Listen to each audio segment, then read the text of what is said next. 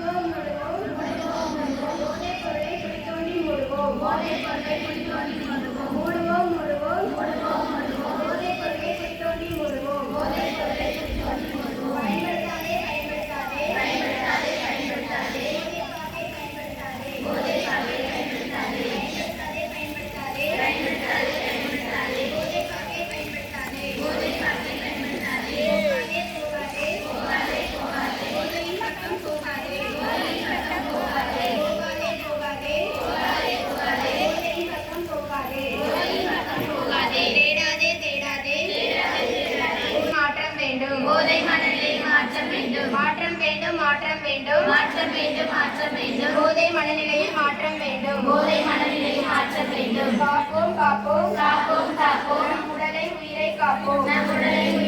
எடுத்து நில்லுங்கம்மா.